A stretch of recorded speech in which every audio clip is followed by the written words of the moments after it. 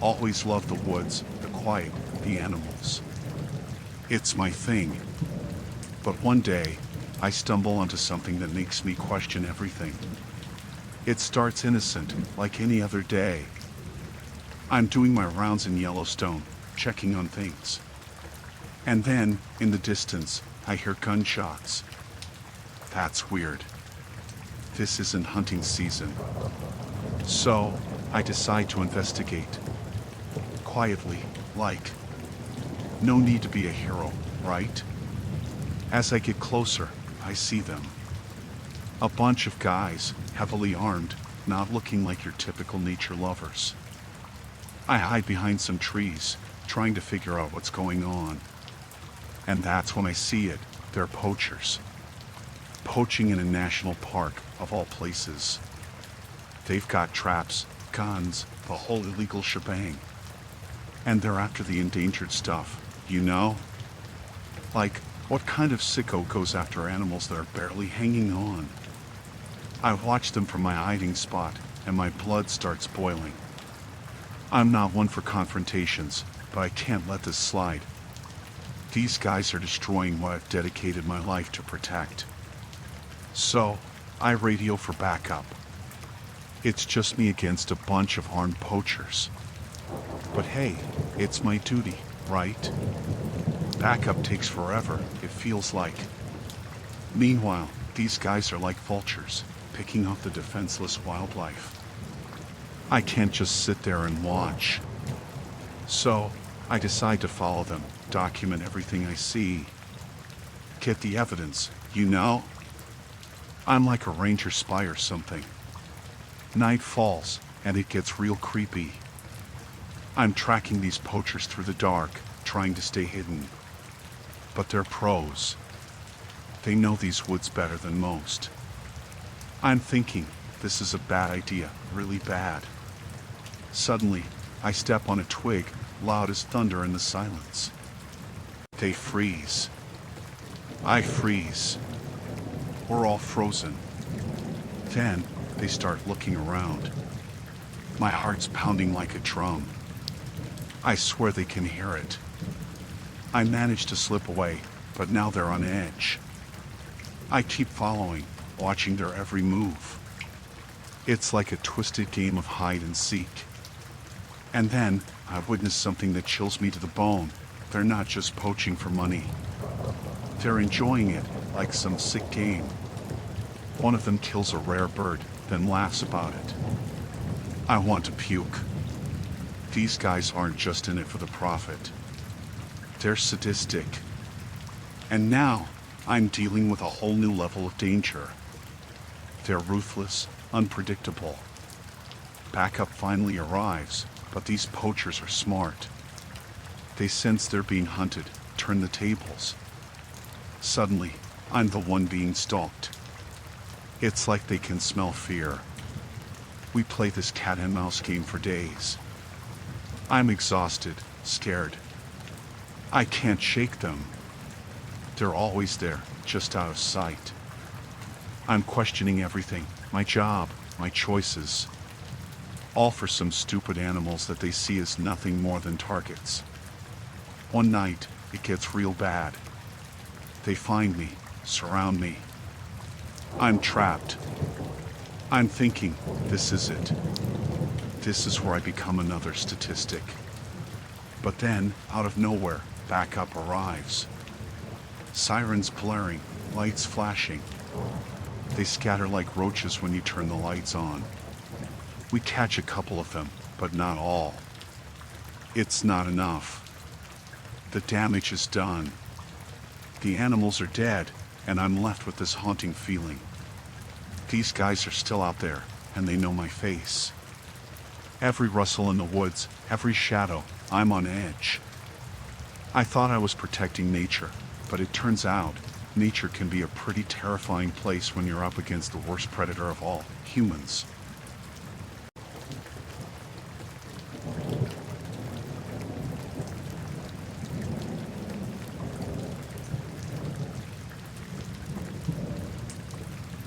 It was just another day in Denali. I led a group of tourists through the vast wilderness, the air crisp and the landscape stretching endlessly. The tourists were a diverse bunch, cameras dangling from their necks, ready to capture the beauty of the Alaskan wilderness. As the tour progressed, I noticed something odd about this group. Whispers exchanged between them, furtive glances that felt heavier than the imposing mountains around us. My instincts, finely tuned from years in the wild, started to send warning signals. We reached an isolated spot, surrounded by the majesty of nature. The tourists, seemingly enamored by the scenery, began peeling away from the group. Unease settled in, a discomfort I couldn't quite put into words. One of them, a man with a disarming smile, approached me. His questions shifted from the usual inquiries about wildlife to probing about the park's security measures, the paths less traveled. Red flags waved in my mind, but I dismissed them as paranoia. As we ventured deeper into the wilderness, their intentions became clearer. They weren't here for the breathtaking views or the serenity. They sought something more sinister. The group splintered, disappearing into the trees, leaving me with a sinking feeling of impending danger. I radioed for assistance, my voice betraying the anxiety I couldn't articulate. The response crackled through the radio, a lifeline in the vast expanse, yet I couldn't shake the feeling that time was slipping away. The tourists circled back, their smiles now replaced by something cold and calculating. The disarming man revealed a knife, glinting ominously in the muted sunlight. Panic surged through me as I fumbled for the radio, desperate to relay the escalating threat. They closed in, taunting with vague threats, their motives unclear but undeniably malevolent. The picturesque landscape, once a source of solace, became a backdrop for a nightmare unfolding in slow motion. I stumbled backward, the wild beauty of Denali now a cruel juxtaposition to the impending violence. My radio crackled to life, the distant voice offering reassurance, but the cold eyes of the tourists conveyed a different reality. A scuffle ensued, adrenaline blurring the line between survival and surrender. The tourists, no longer harmless sightseers, revealed a dark intent. The struggle played out against the stunning canvas of Denali, a surreal clash of beauty and brutality. Just when it seemed all was lost, the distant roar of approaching assistance echoed through the wilderness. The tourists, sensing the encroaching danger, fled into the trees, leaving behind the haunting echoes of their sinister plot.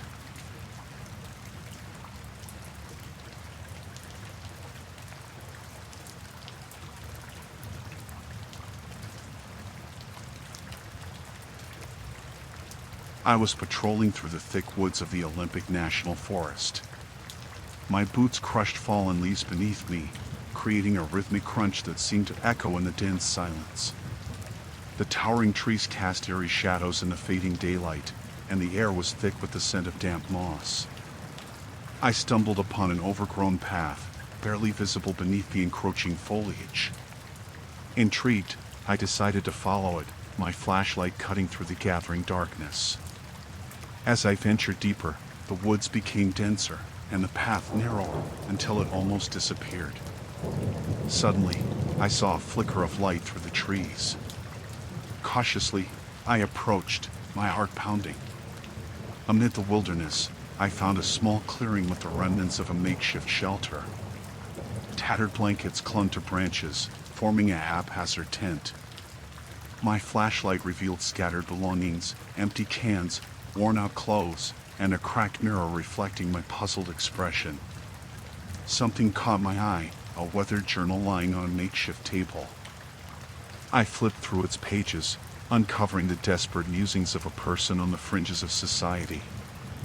The writer spoke of isolation, of the forest becoming both refuge and prison. Each page revealed a descent into paranoia, a haunting narrative etched in shaky handwriting. As I delved further into the journal, a twig snapped behind me.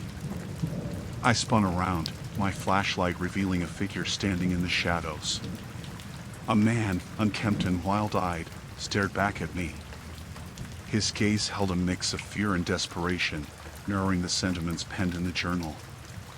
We stood frozen, the only sounds being our labored breaths and the rustling leaves in the wind. The man's lips parted, revealing a set of yellow teeth. "You weren't supposed to find me," he muttered, his voice a strained whisper. I fumbled for words, unsure if I was dealing with a harmless squatter or someone more sinister. In the dim light, I noticed scars on his hands, remnants of a life unknown to me. The tension thickened, and the forest seemed to close in around us. The man took a step forward, and I, paralyzed by the uncertainty of the situation, couldn't decide whether to retreat or stand my ground. As our eyes locked, a chilling realization crept over me. This encounter wasn't just about discovering a squatter. It was about confronting the haunting shadows of a troubled soul, tangled in a web of isolation and fear. The forest, once a sanctuary, had transformed into a battleground of secrets and survival. The man's eyes reflected a primal instinct, a fight-or-flight response that mirrored my own.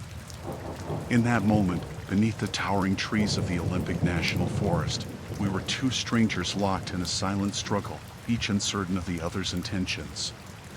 The journal's words echoed in my mind, a reminder that sometimes the true horror lies not in the supernatural, but in the very real and complex depths of human existence.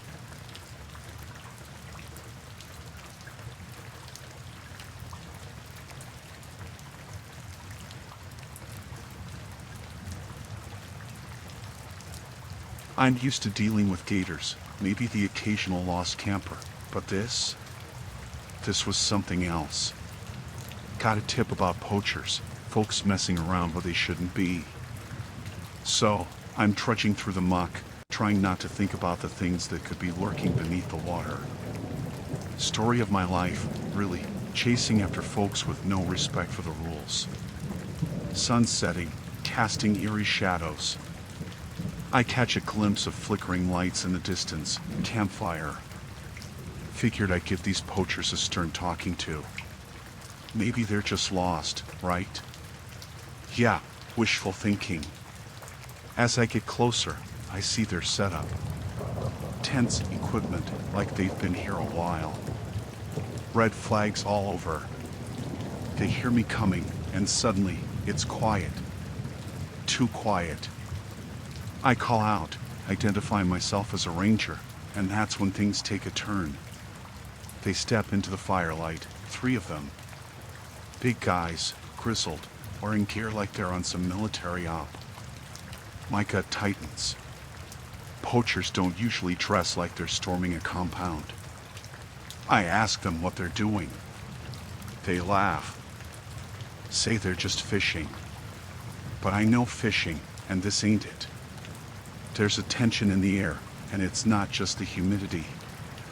I tell them to pack up and leave, thinking it'll be that easy. One guy, the leader, he steps forward. Ice cold, like he's sizing me up. Then he says, "We ain't going anywhere, Ranger." And that's when I see it, the rifles leaning against the trees. My stomach drops. They're not here for fish, they're here for something else. Probably illegal. I tell them they're under arrest, but they just laugh again. I reach for my radio, but one of them knocks it out of my hand. Things are escalating, and I'm feeling way out of my depth. Suddenly, they surround me, and I'm thinking, this is it. This is how it ends, in the damn Everglades, with these guys. I try to reason with them, but it's like talking to brick walls. They're not scared of me, they're enjoying this. Then, out of nowhere, they grab me. Tie me up. I'm thinking, what the hell have I walked into? They start telling me about their operation, smuggling, illegal wildlife trade, the works. I'm just a ranger, man. I signed up for gators and lost hikers, not this. They leave me there, bound, helpless. Night falls, and the swamp sounds take on a different tone. I'm praying someone stumbles upon us, but it's a vast, unforgiving place. Hours pass, and I'm losing hope. Suddenly, headlights cut through the darkness. I'm thinking backup has arrived, but no. It's a boat, theirs. They're loading it up, leaving me tied to a tree. They get in, give me this sinister grin, and disappear into the black waters. I manage to free myself eventually, but the damage is done. I radio for help, report the whole mess. They investigate, find traces of their operation, but the poachers? Like ghosts.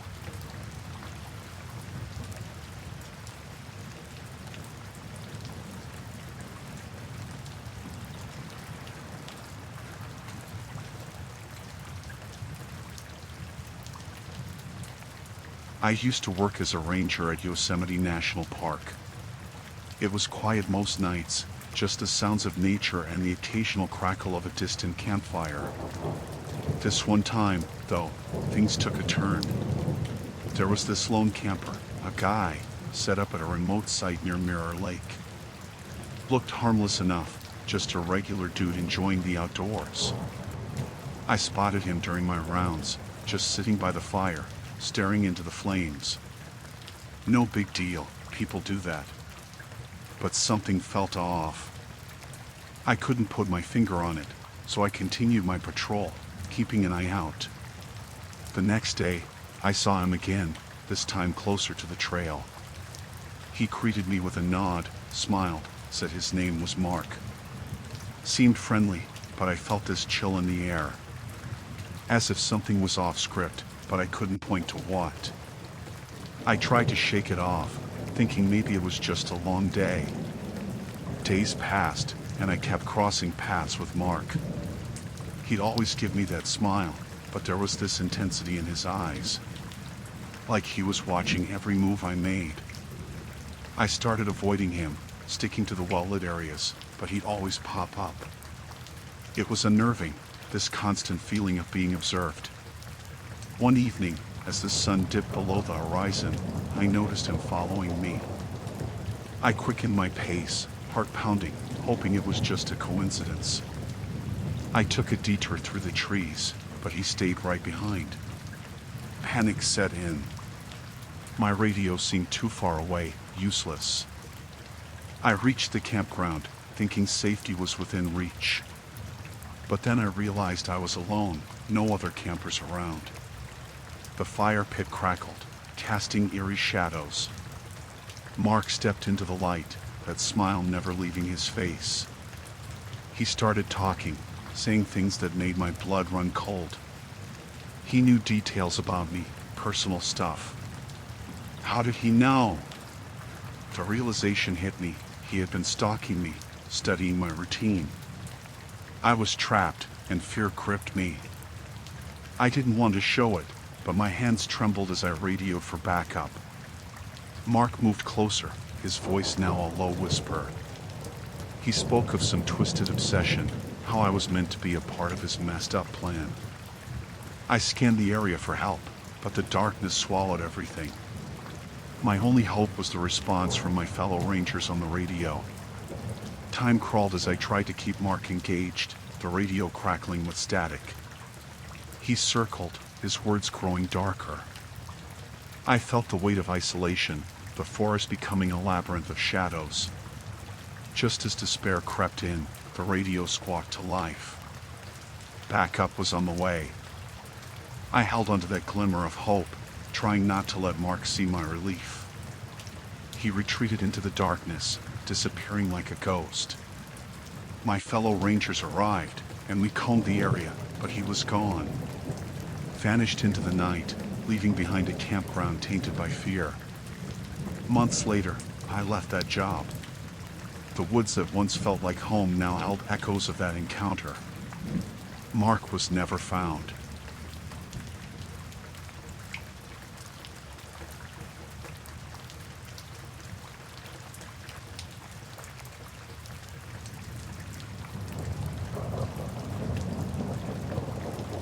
I'm a ranger up in the Adirondacks, right?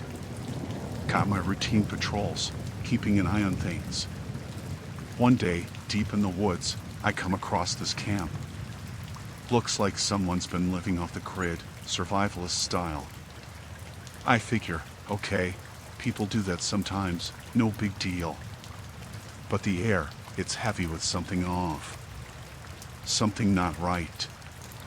I glance around, trees standing tall and silent, like they're holding their breath. It's weird, but I push it aside. I've seen plenty of eccentric hermit types in these parts. As I get closer to the camp, though, things start getting eerie. There's this smell, like burnt offerings or something. And then I see it, a circle of stones, blackened, like there have been some serious fires. Not your typical camper stuff. I'm thinking, maybe this person is just into some weird survival rituals, right? But then I notice these markings on the trees. Symbols, almost like warnings. It's unsettling, sends a shiver down my spine. My gut tells me to turn back, but duty calls. In the middle of the camp, there's this old, beat-up tent. It's flapping in the wind, like it's whispering secrets. I get closer, unzip the thing, and that's when I see it, a wall covered in photographs. Faces, people, but their eyes, there's something off. Like they're all terrified or something. My heart's racing, and I'm questioning why I didn't just turn back. And then I find this journal. Scribblings, ramblings about darkness and purification. It's giving me the creeps, but I keep reading, trying to make sense of it. The more I flip through, the more I realize this person's not just surviving. They're planning something dark. The writings are filled with ominous rants about cleansing the world. I'm thinking, this is some real crazy stuff. I decide to snap a few pics with my phone. You know, evidence. But as I'm doing that, I hear footsteps behind me. Cold sweat breaks out on my forehead. I slowly turn, and there he is, the survivalist. Dressed in rags, eyes wide, staring at me. I try to play it cool, like, hey, just checking things out, you know? But he's not buying it. His eyes, they're not just wide, they're angry. He starts muttering something about trespassing and how I'm not supposed to be here. I'm thinking, okay, calm down, buddy. I'll leave, no harm done. But he's not having it. He reaches into his tattered backpack, and that's when I see it, a glint of metal. I realize he's armed, and not with a hunting rifle. My heart's pounding, and I'm slowly backing away. He starts talking about secrets and how I've seen too much. I'm thinking, this is it, isn't it? This is where I become one of those faces on his creepy wall. I manage to break into a run, crashing through the trees like a madman. I can hear him shouting behind me, something about silence and sacrifice. I don't look back until I'm far from that camp, and when I do, he's just standing there, watching. I radio for backup, trying to explain what I found, but my words come out all jumbled. I just keep thinking about those photographs, those eyes. It's like I stumbled upon some twisted cult, but it's just one guy, out there in the woods, convinced he's doing something righteous. Backup arrives, but the survivalist is long gone. They search the area, find the camp, the symbols, but no trace of him. It's like he vanished into thin air.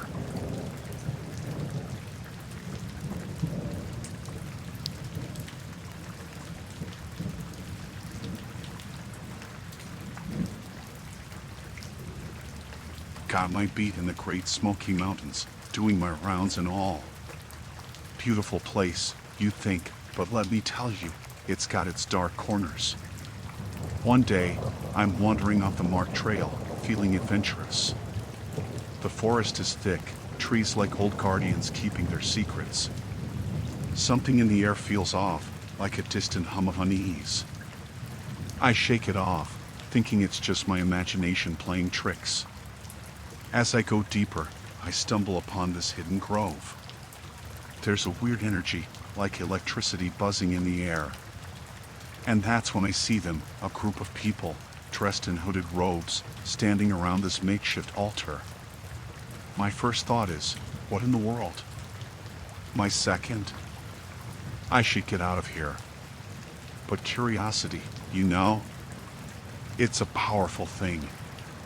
I crouch behind a tree, peeking through the leaves. They're doing some kind of ritual, chanting in a language I can't understand. The grove is adorned with symbols, like a language of its own. It's creepy, but I figure maybe it's just some weird art project. Then, they bring out this figure, bound, gagged, scared out of their mind. My heart's pounding, and I'm thinking, this is not an art project. They start doing things, unspeakable things, and I'm paralyzed with horror. I should have run, radioed for help, but fear, it's got this grip on me. I recognize the figure. It's someone from the nearby town, missing for weeks. Panic sets in, but I can't look away. These cultists, they're smiling, reveling in something sickening. And I'm thinking, I need to expose them, bring them to justice. As they finish their ritual, I start sneaking back, careful not to make a sound. My hands are shaking as I radio for backup. I explain what I've witnessed, the location, everything. Dispatch tells me they're sending help, but it'll take time. So, I go back, thinking I'll wait, keep an eye on those cultists. But they're gone, vanished like ghosts. I'm left standing in that grove, feeling the weight of what I've seen. I can't get the image out of my head, the rituals, the terrified victim. As I wait for backup, I notice symbols carved into the trees, warnings, maybe. The cult's way of saying, we know you are here. Fear gnaws at me. What if they come after me? What if they're watching? Backup arrives, and we search the grove, find remnants of their ritual. But no cultists, no victim. It's like they were never there.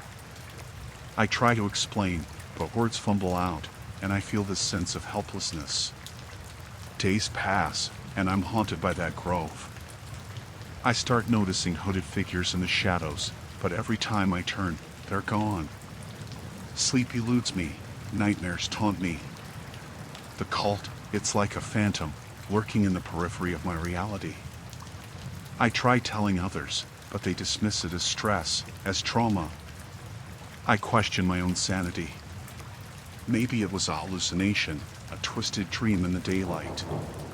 But deep down, I know what I saw, and it's etched into my soul like a scar.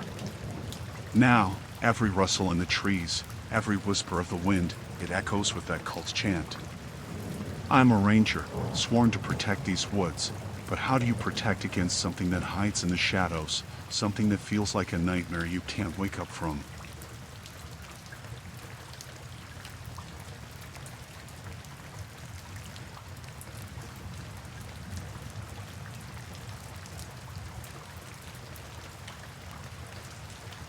I'm doing my rounds through the woods, minding my own business, when I hear it. Distant gunfire. I'm like, what's that doing here? I follow the sound, thinking maybe it's some hunters or something. But as I get closer, it ain't deer season I'm stumbling into. There they are, a bunch of guys, decked out in camo, guns, the whole militia look. I'm just a ranger.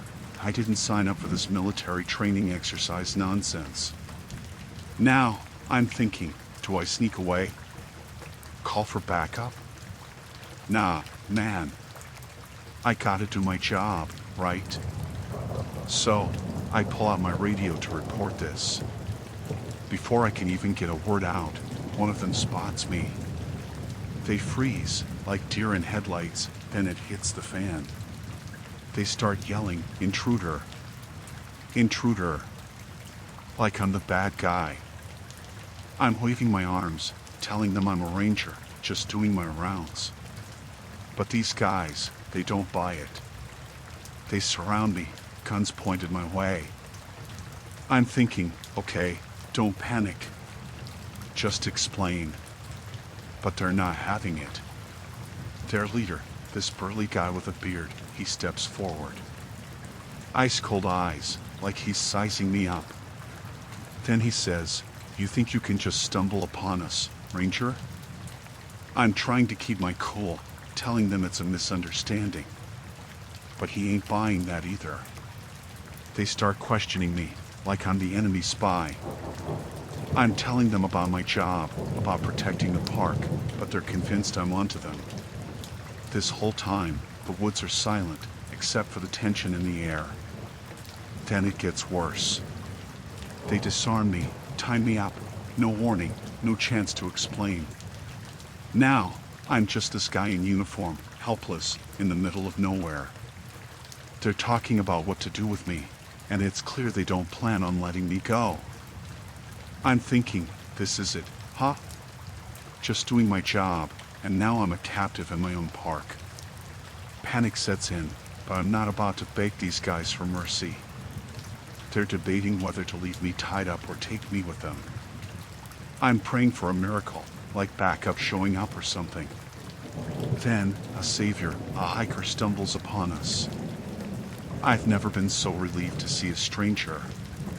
He's like, "What's going on here?" These militia dudes, they try to act normal, say I'm the one causing trouble. But this hiker, he's not buying it. He pulls out his phone, probably ready to call the cops. That's when things shift. The militia guys realize they're in trouble, and quick. They untie me, tell me to get lost, like it was all a big joke. They melt into the woods, disappearing like smoke. I'm left there, shaken, confused, but alive.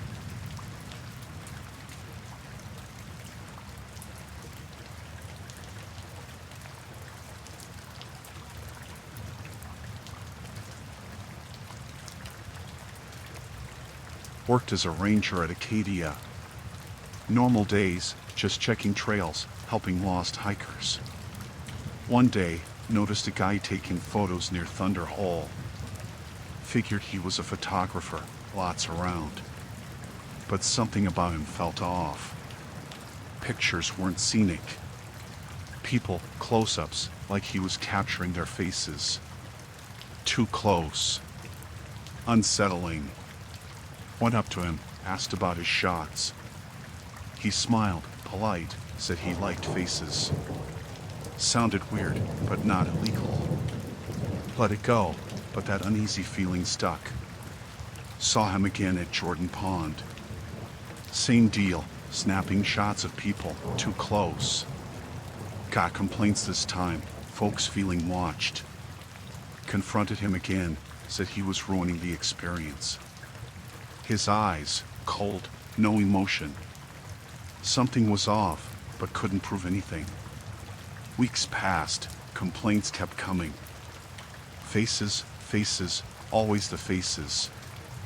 Checked his photos online, found a pattern.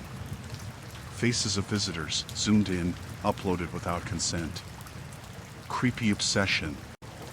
Reported to superiors, but without solid proof, couldn't do much. Decided to tail him, see if I could catch something. Nightfall, he headed towards Sieur de Monts. Followed at a distance, trees casting shadows.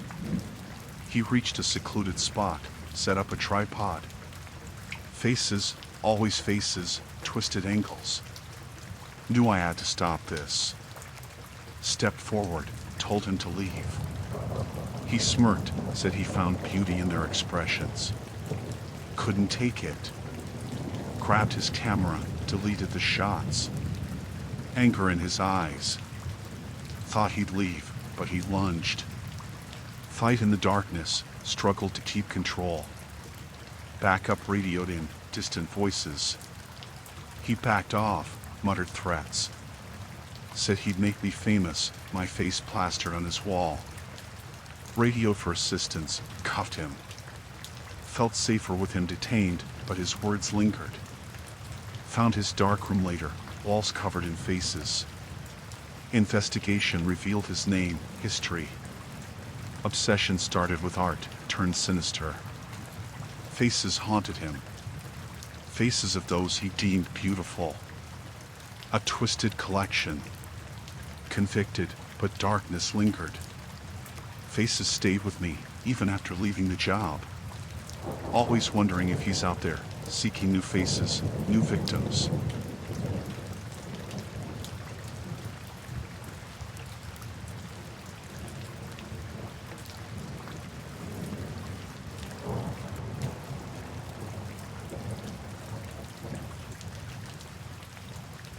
So I'm this ranger guy, right?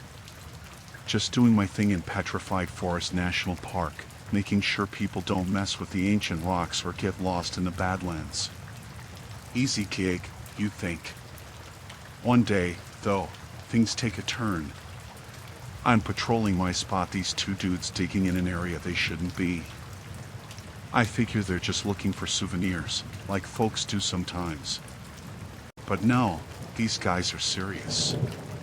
They're talking about some mythical artifact, like it's Indiana Jones or something.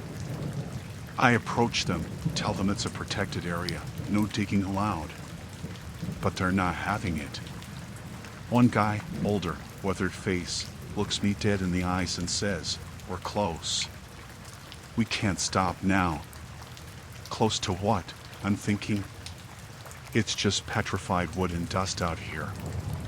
They're convinced there's some ancient treasure, a relic that'll make them rich or famous.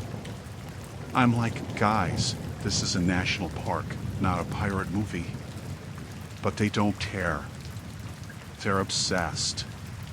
Talking about curses, lost civilizations, the whole deal. Now, I'm stuck dealing with these treasure hunter wannabes. I call for backup, but it's gonna be a while.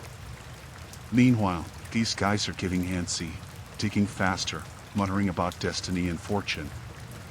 I'm trying to reason with them, telling them they're breaking the law, ruining the park, but they're not listening. They're so deep into their fantasy, it's like they've forgotten where they are. As the sun sets, it gets creepy. Petrified trees cast eerie shadows, and these guys are still digging, their lanterns flickering in the dark. It's like a bad horror movie, and I'm the unwilling side character. I'm not armed. Just got my radio and flashlight. Meanwhile, they've got shovels and picks, and they're clearly willing to use them. They start acting paranoid, thinking I'm trying to steal their mythical find. I'm just trying to do my job, but these guys are on a whole different wavelength. At some point, they unearth something. Not a mythical artifact, just an old, rusty box. But to them, it's the Holy Grail. They're ecstatic, shouting, hugging each other. I'm thinking, great, now they'll leave, right? Wrong. They decide I've seen too much. Suddenly, I'm the threat to their newfound treasure. They advance on me, shovels raised. I'm backing away, radio in hand, calling for help like my life depends on it, which, at that moment, it probably does. Backup arrives just in time. They scatter, disappearing into the park. I'm left there, heart pounding, thinking about how close I came to being a casualty of their treasure hunt. The box they found? Probably just some old miner's lunchbox or something. But to them, it was worth risking it all. After that, I can't look at the petrified forest the same way. It's not just ancient trees. It's got secrets buried in the dirt, secrets that some folks are willing to kill for, or at least, willing to bury a ranger alive for.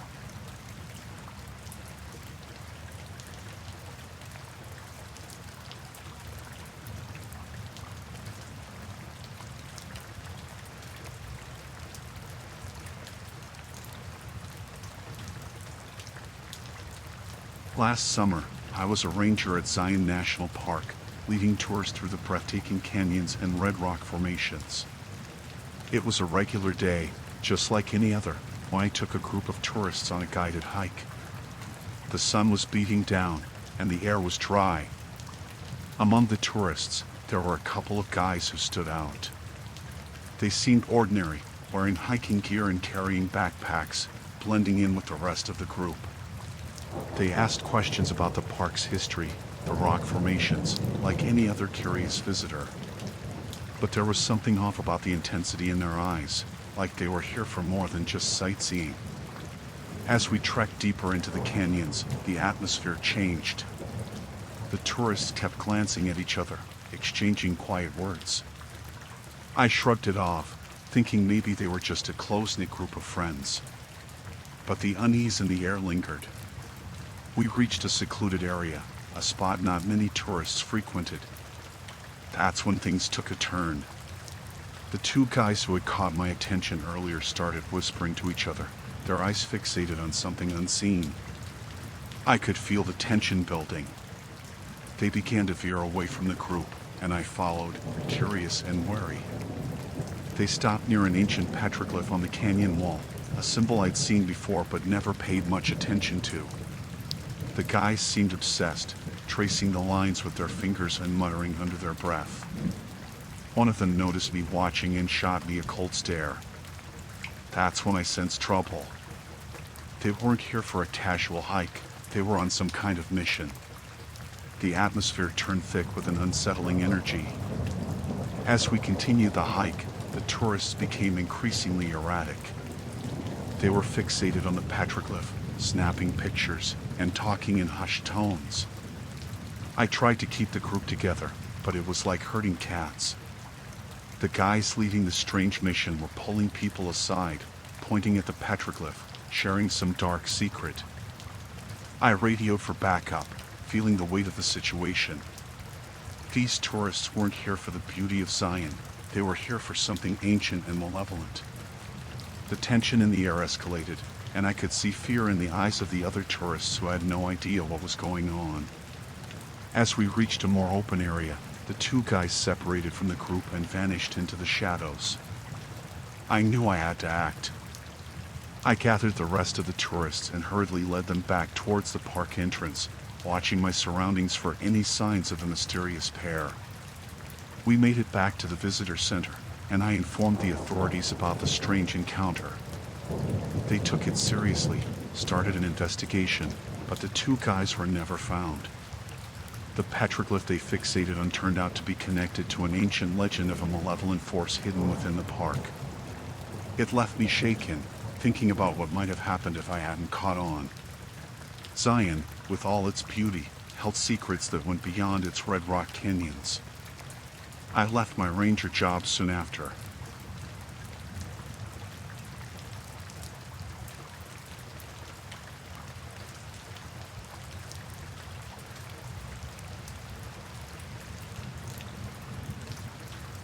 The day started like any other. The sun lazily filtering through the towering trees, casting dappled shadows on the forest floor. I, a female ranger in Olympic National Park, took my routine patrol route, my keen eyes scanning the surroundings for any signs of trouble. As I moved deeper into the woods, the distant hum of machinery began to drown out the natural sounds of the park. My heart sank. This wasn't the first time I had encountered signs of illegal logging. The delicate balance of the ecosystem threatened by the relentless pursuit of profit. My footsteps quickened as I approached the source of the noise. The once pristine wilderness now bore the scars of chainsaws and heavy machinery. Stumps of ancient trees littered the ground like gravestones, and the air was thick with the acrid scent of freshly cut wood. I hid behind a large tree, surveying the scene ahead. A group of loggers, faces obscured by dirt and grime, worked feverishly to clear the forest. Anger bubbled within me as I recognized the insignias on their equipment, a local logging company known for exploiting protected areas. The urgency of the situation overwhelmed me. I needed evidence to expose their illegal activities. My radio crackled to life as I called for backup, my voice tense with frustration and fear.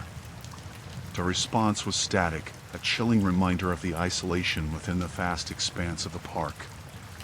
I approached cautiously, my heart pounding in my chest. The loggers, absorbed in their destructive task, remained oblivious to my presence. I needed to gather evidence, document their actions, and bring this environmental crime to light. As I stealthily moved between the trees, my foot caught on a hidden root, and I stumbled. A gasp escaped my lips, drawing the loggers' attention. Panic set in as I realized there was no turning back. They glared at me, hostility etched across their faces. "Who the hell are you?" one of them barked, his tone laced with aggression. I identified myself as a ranger, demanding they cease their illegal activities. Laughter erupted from the group, mocking my feeble attempt to stop them. One of the loggers stepped forward, a menacing glint in his eyes. "You're gonna regret sticking your nose where it doesn't belong, lady." His words sent shivers down my spine, but I stood my ground, fueled by determination to protect the park I loved. Suddenly, a realization hit me. These loggers weren't just profit-driven criminals. They were part of a larger conspiracy, a network exploiting the land for motives beyond simple greed. The air became charged with a palpable threat, and the once serene forest now felt like a battlefield. I fumbled for my radio again, desperation in my voice as I called for reinforcements. Silence echoed back, amplifying the gravity of my predicament. The loggers advanced, their movements predatory, and I retreated, my mind racing for a strategy. As the distance between us closed, I stumbled upon a hidden cave entrance, a refuge in the face of danger. I darted inside, the darkness enveloping me. The sound of footsteps grew louder, and I pressed myself against the cold rock, breath caught in my throat. The loggers, unaware of my hiding place, passed by. Relief flooded through me, but it was short-lived. My sanctuary revealed a hidden truth. The cave led deeper into the heart of the park, a labyrinth and network that could shield the conspirators from justice. With a heavy heart, I realized that exposing the conspiracy required more than confronting the loggers. It demanded navigating a treacherous maze, where danger lurked in the shadows, and the fate of Olympic National Park hung in the balance. As I ventured further into the cave, the air thick with uncertainty, I knew that the battle to protect the park was far from over. The darkness ahead mirrored the daunting challenges I would face, and the echoing footsteps behind me whispered a chilling truth. The struggle against those who sought to exploit nature's beauty was a fight that had just begun.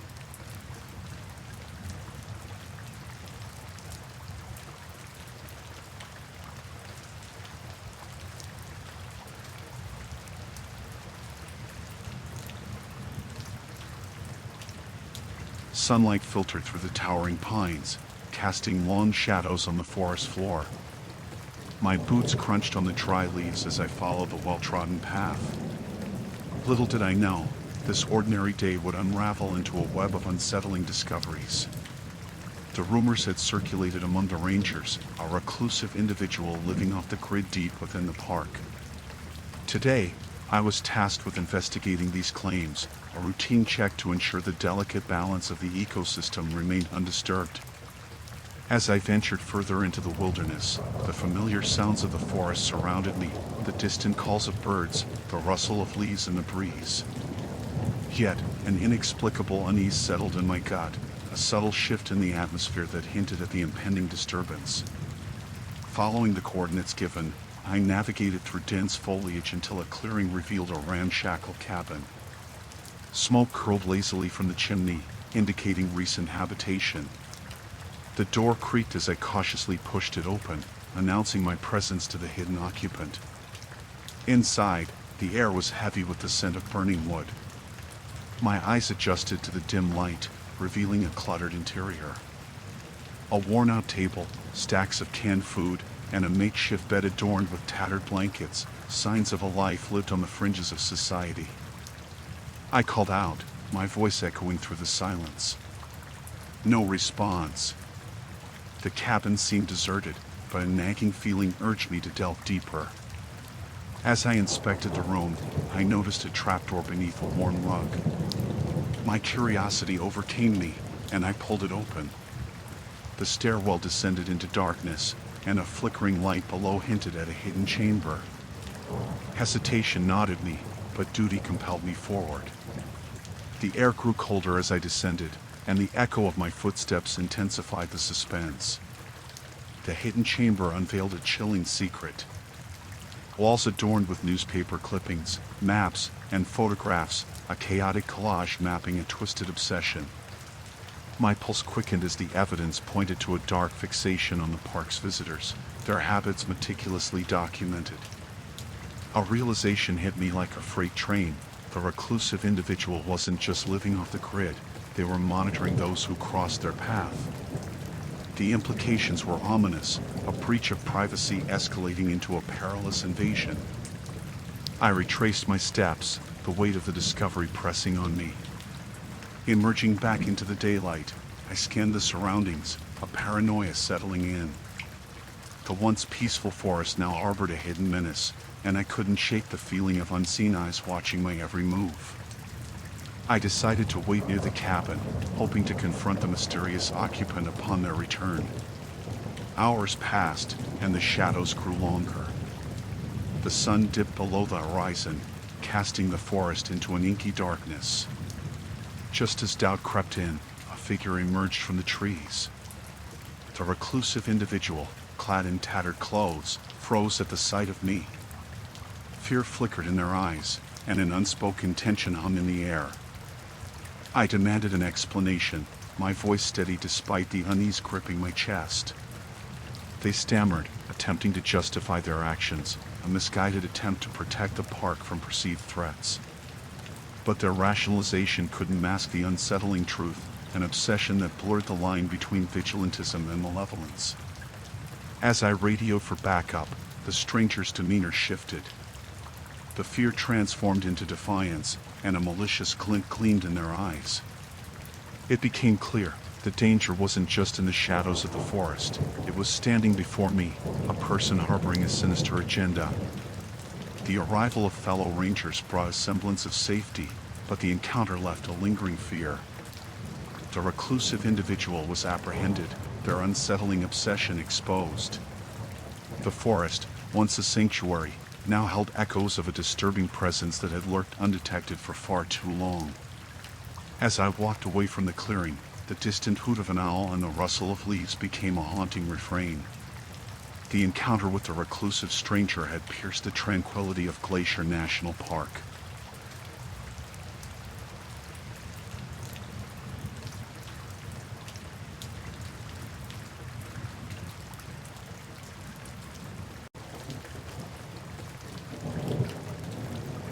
I'm patrolling, flashlight in hand, when I hear voices deep in the cave. At first, I think it's just tourists, but the tone is off. It's hushed, like they're hiding something. So, I follow the sound, curious but also kind of uneasy. As I get deeper, I notice these flickering candles. Not the usual touristy stuff, more like a creepy ritual vibe. My gut clenches. I know I should call for backup, but curiosity gets the better of me. Maybe it's just some history buffs doing their thing. I turn a corner, and there they are, a group of people in old-timey clothes, huddled around a makeshift altar. My skin crawls. They're muttering something, words I can't quite catch. But it's not a history lesson, it's something darker. Then, I see it, an ancient-looking artifact on the altar. My heart pounds. These folks are up to something beyond the usual touristy stuff. The cave's got history, sure, but this feels like they're tapping into some dark secret. I hide behind a rock, trying not to make a sound. They start chanting, their voices echoing through the cave. I'm not into this supernatural stuff, but the air changes, gets heavier. It's like the cave itself is holding its breath. They raise the artifact, and I catch glimpses of symbols etched into it. My heart races. This isn't some innocent history club. They're into something sinister, something that's been hidden in the depths of Mammoth Cave. Then, one of them spots me. Panic sets in. I bolt, flashlight swinging wildly. They chase after me, yelling something about protecting the secret.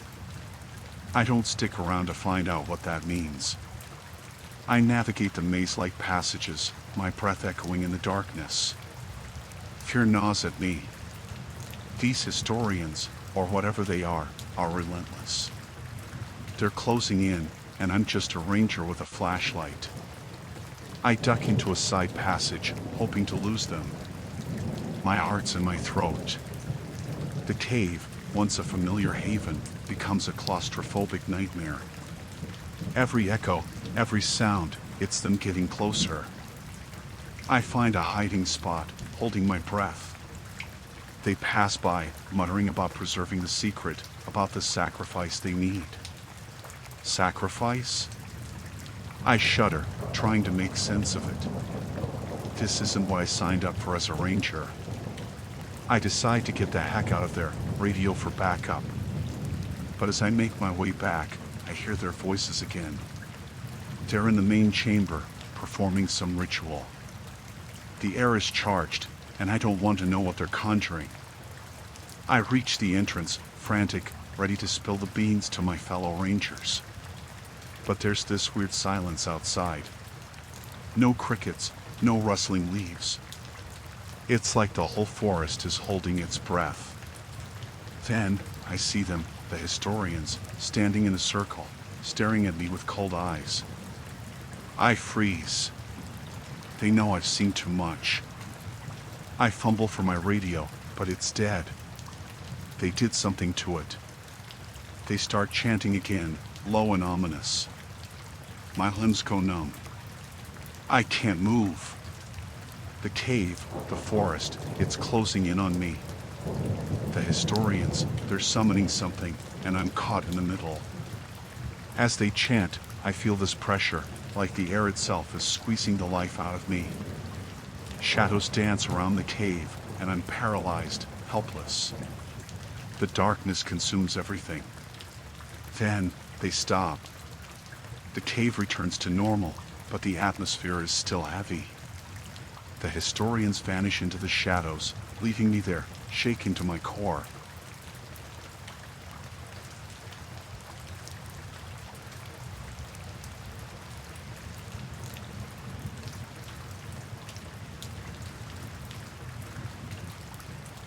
Ranger in Big Bend National Park. Normal patrols, desert vast and quiet.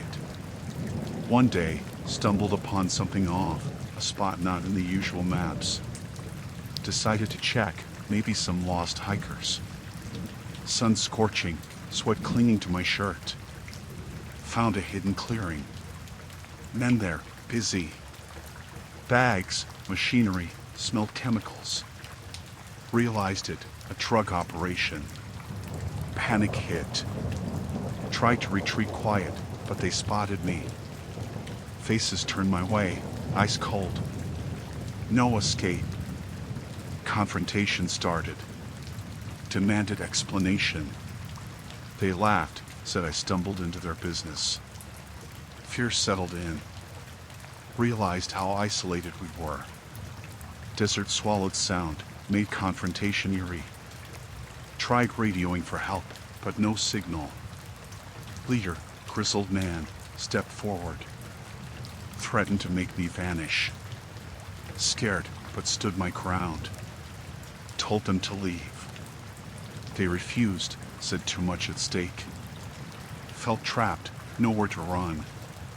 Their eyes, dangerous glint. Knew they'd do anything to protect their operation.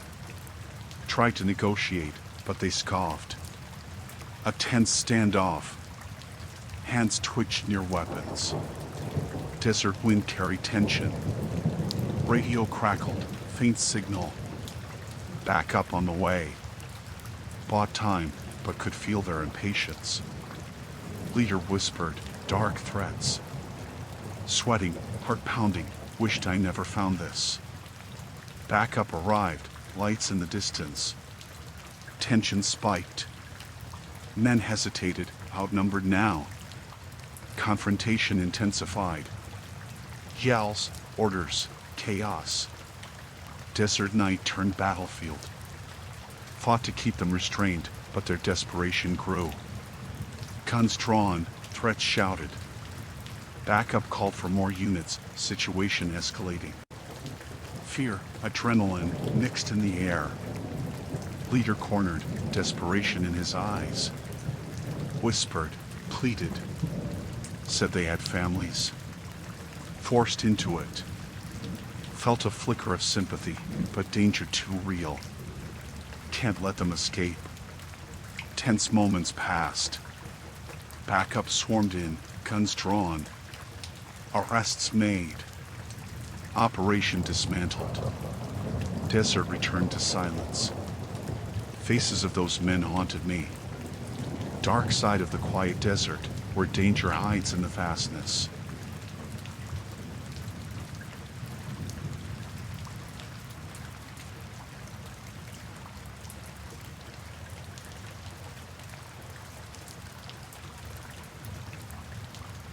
Ranger in Joshua Tree National Park. Days usually quiet, desert vast and hot.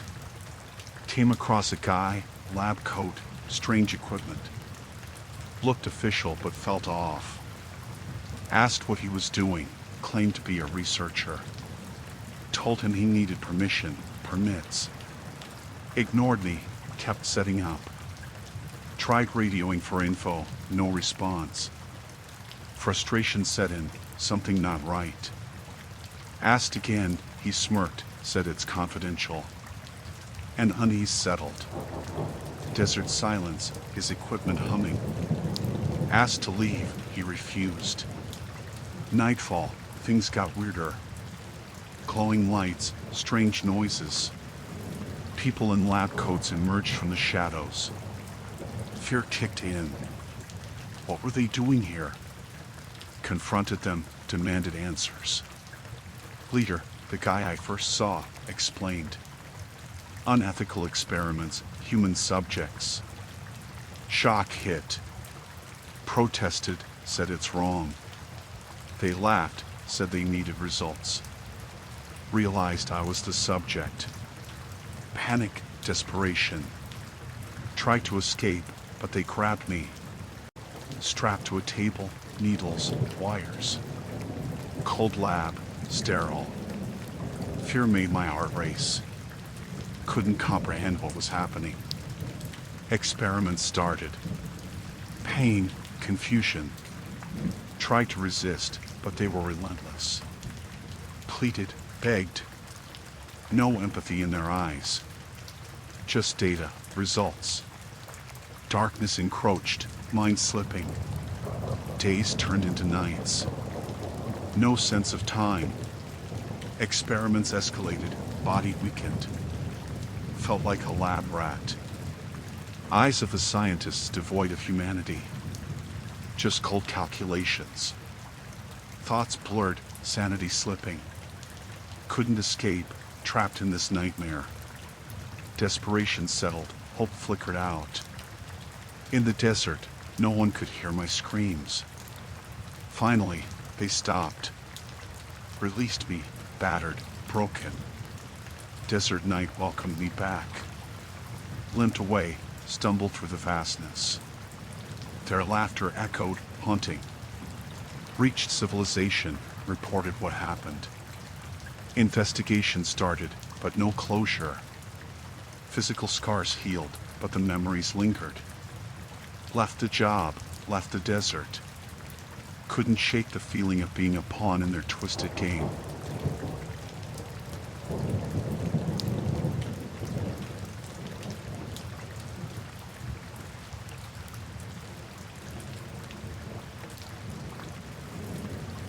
The day started like any other routine patrol in Sequoia and Kings Canyon National Parks. Sunlight filtered through the towering trees, dappling the forest floor with patches of warmth. As a ranger, my job was to ensure the safety of visitors and protect the delicate balance of the ecosystem. Little did I know, this day would lead me to a confrontation with a group whose extreme beliefs challenged the very essence of the park. Rumors had circulated about a survivalist group setting up camp deep within the park. My assignment was to investigate, a routine check to maintain order in this haven of nature. As I ventured into the dense woods, a sense of foreboding settled over me, an unspoken warning that this investigation might unveil more than I bargained for. Navigating the labyrinth of ancient trees, I stumbled upon their camp, hidden in a remote clearing. Tents and makeshift structures dotted the landscape, camouflaged to blend seamlessly with the surroundings. My unease intensified as I noticed symbols and flags adorned with cryptic insignias, signaling a belief system that transcended the ordinary.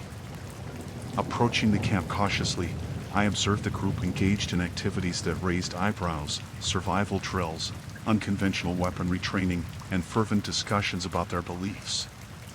The atmosphere hummed with an intensity that went beyond typical outdoor enthusiasts. I identified myself as a ranger, my voice cutting through the air, and was met with hostile stares. Their leader, a charismatic figure with an air of authority, approached. He spoke eloquently about self-reliance, disdain for societal norms, and a belief in their divine right to live off the land. I explained the park regulations, emphasizing the need to preserve the natural environment. They scoffed at the rules, dismissing them as constraints imposed by a corrupt system. Tensions escalated as I insisted on their compliance, and their fervor turned into defiance. In the clash between their extreme beliefs and park regulations, a dangerous standoff unfolded. The leader argued that the park was theirs to conquer, a new frontier for their radical ideals. As a ranger committed to upholding the sanctity of the park, I couldn't allow their actions to jeopardize the delicate balance of this natural sanctuary. The confrontation reached a boiling point. The survivalist group, armed with a conviction bordering on fanaticism, refused to yield. It became clear that reasoning with them was futile. As I radioed for backup, their disdain for authority manifested in unsettling glares and veiled threats.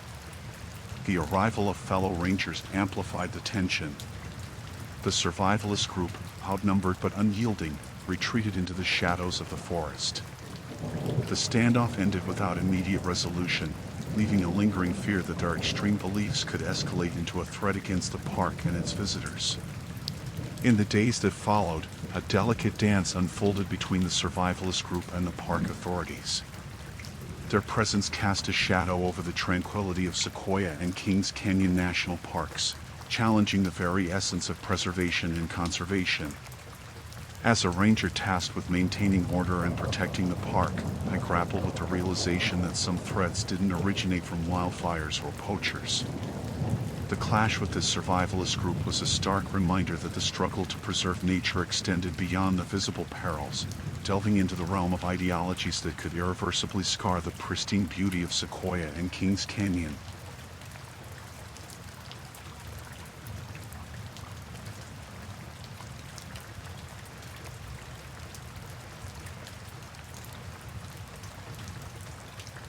Routine patrol one day, stumbled on something dark.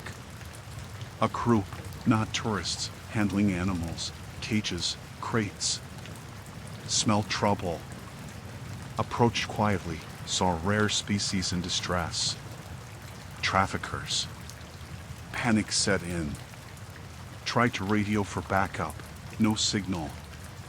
Stuck in the wilderness with these criminals. Needed evidence, so I hid, watched, heart pounding. Figured out their routine.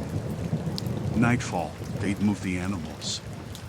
Stealth mode, tracked them through the trees. Fear crept in, not just for me, but for those innocent creatures caught in this mess. Trail led to a secluded area, surrounded by men with greed in their eyes. Animals in cages, fear in their eyes. Leader, gruff guy, barking orders.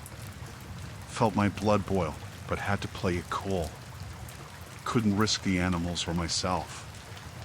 Waited for the right moment. Spotted an opening, made my move. Grabbed evidence, camera snapped shots. They heard, chaos erupted. Chasing through the dark woods, adrenaline pumping. Radioed for backup, distant voices crackled. Running, darkness closing in. Couldn't let them escape. Fear and determination fueled each step. Stumbled upon their operation, crates of animals, ready for the black market. Backup arrived, lights slicing through the darkness. Confrontation intense. Traffickers fought hard, desperate. fear for the animals and for my own safety. One guy lunged at me, struggle in the dirt. Backup restrained the rest. Tense moments passed, animals whimpering in the background. Finally got them all in cuffs. Investigation revealed the extent of their operation. Rare species headed for the black market. Realized how close we came to losing something irreplaceable. Wildlife, the heart of the mountains, saved from the hands of greed. Case closed, but the memories stayed. The struggle in the dark woods, the fear, the determination. Left the job later, haunted by the thought of what could have been. The quiet beauty of the Rockies marred by the harsh reality that some would exploit it for profit.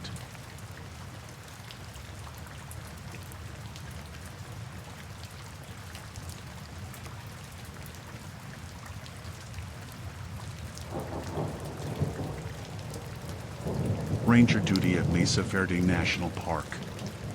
Loved the ancient history, the ruins. One day, found something off. Evidence of archaeologists in areas they shouldn't be. Thought maybe just amateurs, but uneasy feeling gnawed at me. Started snooping around, quiet, under the radar. Late one evening, caught them in the act. Not digging, not preserving, but something different. Rituals, weird symbols. Fear gripped my gut. Tried to snap pics, document their activities. Hid behind the rocks, heart pounding. Knew I shouldn't be here, but couldn't let this slide. Whispers in the dark, eerie chanting. Felt like a trespasser in my own park. Confrontation time. Stepped out, demanded explanations. Their eyes, wide, guilty. Tried to dismiss it, said it was research. Couldn't buy it. The air thick with tension, like a storm about to break. Told them to stop. Forbidden rituals, messing with ancient sites. They scoffed, said it's for a greater understanding. Felt outnumbered, their eyes dark with defiance. Stood my ground, fear hidden behind authority. Later, found out more about their background. Obsessed with ancient cultures, not just studying but trying to channel some power. Felt like they were playing with fire. Called in the higher-ups, needed support. Nights grew tense. Saw them watching, whispers in the shadows.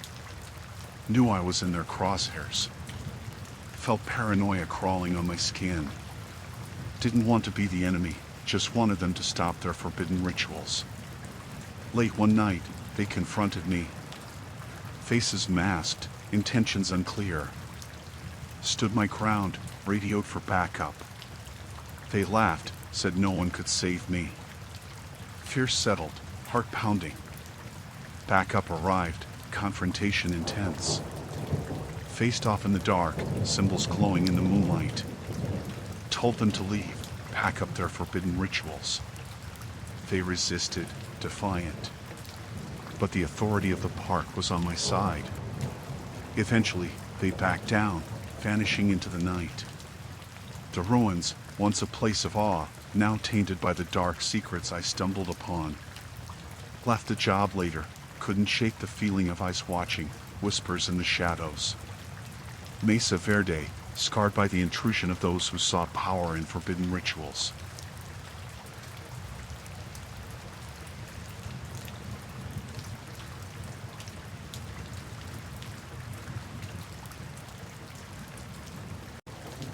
Being a ranger in Great Basin National Park meant days filled with routine checks and encounters with nature lovers.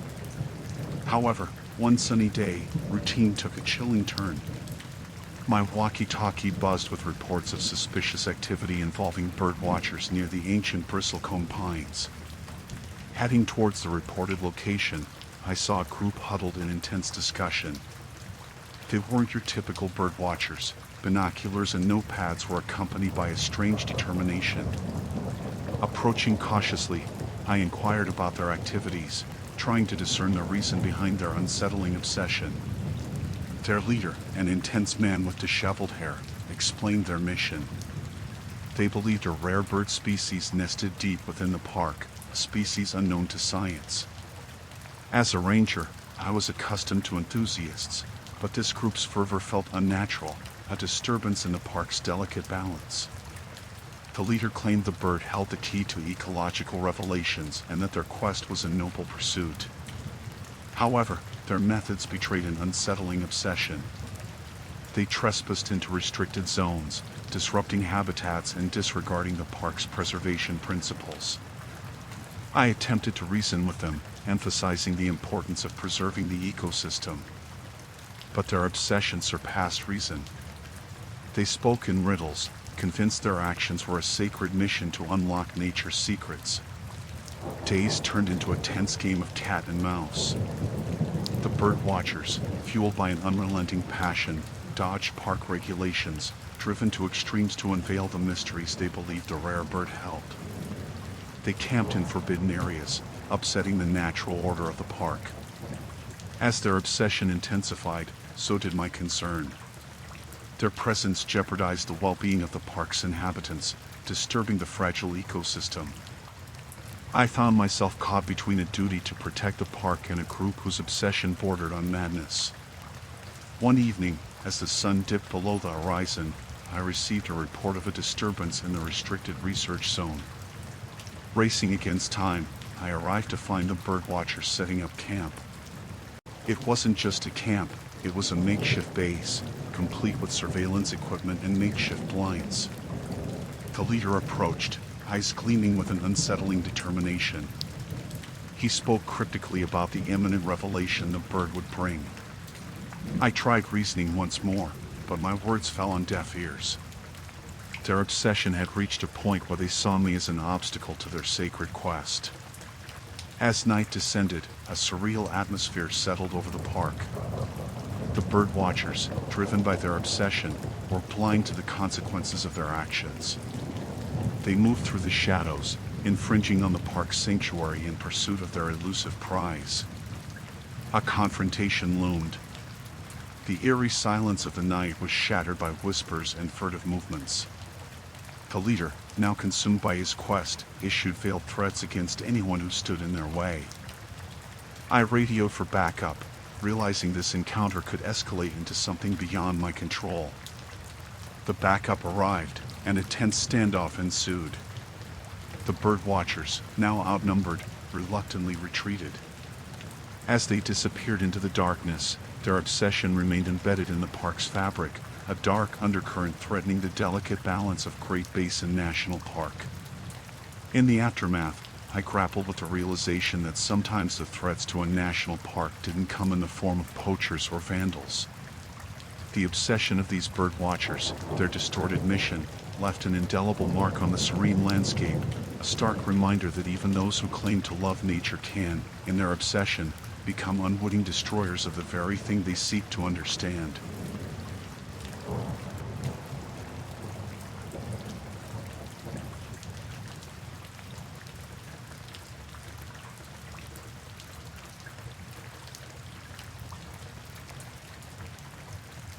Worked as a ranger in Glacier Bay National Park.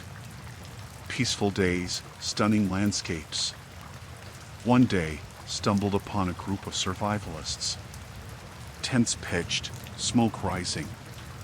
Felt uneasy, but couldn't pinpoint why. Approached, asked if they had proper permits. Leader, fanatical eyes, claimed they didn't need any. Said the park belonged to them. Alarm bells in my head, but no immediate danger. Days passed, their presence grew.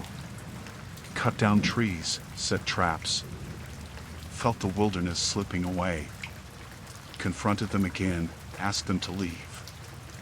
Leader, eyes blazing, said they were the true stewards of the land. Tension rose. Nightfall, heard whispers around my cabin. Felt like prey. Worried glances from fellow rangers, shared concern. Leader and his followers seemed to be everywhere. Confronted them again, demanded they respect the park. They laughed, called it their destiny. Realized these guys weren't just camping, they believed the park was theirs. Fear sank in. One night, they surrounded my cabin. Shouts, threats. Couldn't radio for help. Communication jammed.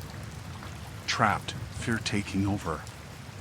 Knew I had to stand my ground. Confrontation escalated.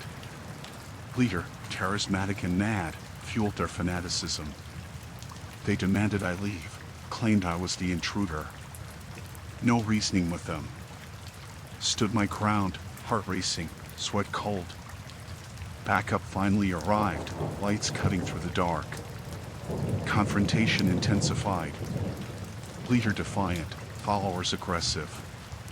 The park, my haven, now a battleground. Backup held them off, but leader's fanaticism burned bright. Threats lingered. Nights became sleepless, always wondering if they were lurking in the shadows.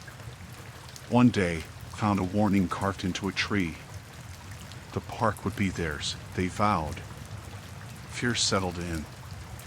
Realized I was dealing with something beyond reason. The beauty of Glacier Bay now marred by the threat that lingered.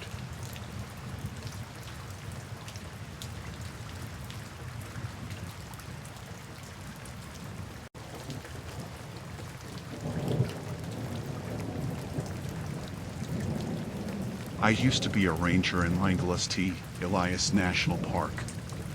It's a vast, wild place with mountains that reach up to the sky and valleys that stretch for miles. My job was to patrol the park, making sure everything was in order.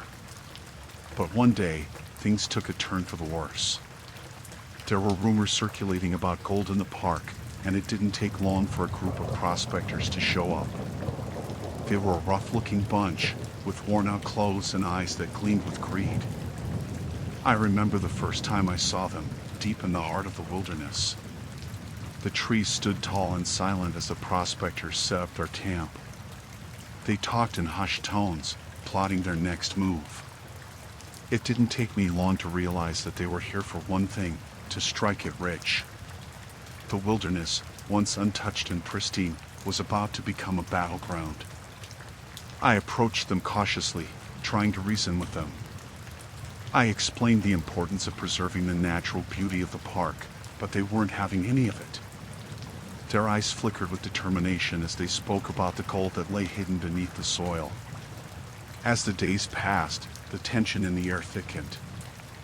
I could feel the wilderness itself holding its breath, waiting to see what would happen. The prospectors grew more desperate, digging deeper and tearing apart the land in their search for wealth. One night, as I patrolled the outskirts of their camp, I heard voices in the darkness. I hid behind a cluster of trees and listened as they argued about their dwindling supplies and the elusive gold. The prospectors were turning on each other, their greed driving them to the edge. The next morning, I woke to the sound of gunshots echoing through the mountains. Fear clenched my chest as I rushed towards the source of the noise. What I saw made my blood run cold. The prospectors had turned on each other, each one fighting for a share of the gold they believed was rightfully theirs. I tried to intervene, to stop the madness, but they were beyond reason. The pristine wilderness had become a battlefield, with the prospectors tearing through the once untouched landscape in a frenzy of greed and desperation. Survival instincts kicked in as I navigated the chaos, dodging bullets and desperate hands reaching for anything of value. The once serene wilderness now echoed with the sounds of violence, a stark contrast to the natural symphony that once filled the air. In the midst of the chaos, I stumbled upon a wounded prospector. His eyes met mine, a mix of pain and regret reflecting in them. He whispered about the curse of gold, how it had turned the pursuit of wealth into a nightmare. It was a chilling moment, realizing the destructive power of human greed. I managed to escape the madness, leaving the prospectors to their fate. As I looked back at the park, I couldn't shake the feeling that something precious had been lost forever. The once untouched wilderness was scarred, and the echoes of greed lingered in the air like a haunting ghost.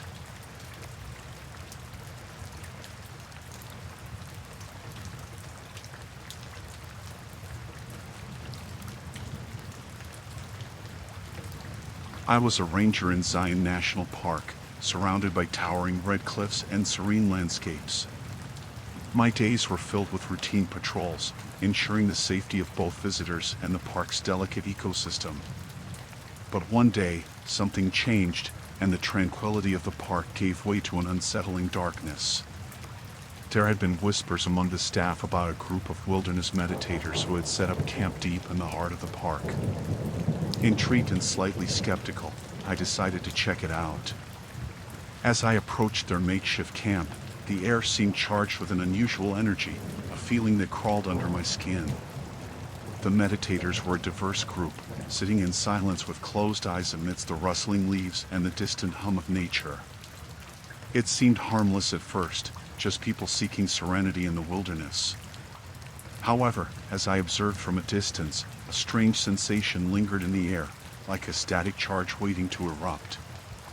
Days passed, and the atmosphere around the meditators grew more ominous. The once vibrant flora seemed to wither, and the animals that once roamed freely were scarce. It was as if the very essence of the park was being drained away, leaving behind an unsettling void. One evening, as the sun dipped below the red cliffs, I approached the meditators cautiously. Their eyes, usually closed in contemplation, now held a vacant, distant look. They spoke of tapping into the energy of the earth, but their words carried an unsettling weight that sent shivers down my spine. Night fell, and a darkness unlike any other settled over the camp. I felt a cold breeze, and shadows danced between the trees. The once calm night sounds of the wilderness were replaced by an eerie silence. I sensed that something had been unleashed, something that defied the natural order of the park. Unable to shake off the growing unease, I decided to investigate further. The meditators, now consumed by their practices, seemed oblivious to the changes they had set in motion. I stumbled upon a hidden ritual site, adorned with symbols I couldn't decipher. The air felt heavy, and a sense of dread washed over me. As I stood there, paralyzed by an inexplicable fear, I witnessed a surge of dark energy emanating from the earth. It twisted and contorted, snaking through the roots of the ancient trees and suffocating the life out of the once thriving ecosystem.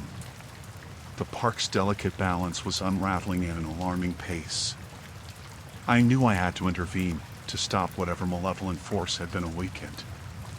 Panic set in as I confronted the meditators, pleading with them to cease their practices. Their vacant stares only deepened, and it became clear that they were no longer in control of the dark energy they had unleashed.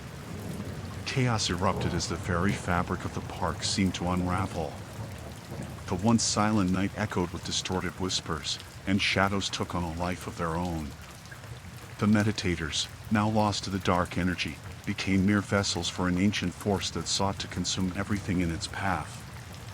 Desperation fueled my actions as I scrambled to disrupt the ritual site, hoping to sever the connection between the meditators and the malevolent energy. The air crackled with unseen forces, and a primal fear gripped my every step. In a final act of defiance, I disrupted the ritual, and an otherworldly scream echoed through the night. The meditators convulsed, their eyes briefly regaining clarity before succumbing to unconsciousness. The dark energy recoiled, retreating back into the depths of the earth. As dawn broke, I surveyed the park, a battlefield of spiritual turmoil. The once vibrant flora showed signs of recovery, but the scars of that night lingered. The meditators, now unconscious and seemingly free from the dark influence, were a haunting reminder of the fragile balance between the natural and the supernatural. Zion National Park, a sanctuary of nature's beauty, had faced a threat not from ghosts or creatures but from the unintended consequences of human actions. The encounter with those wilderness meditators was a chilling reminder that even the pursuit of inner peace could unleash forces beyond our understanding, threatening the very essence of the places we hold dear.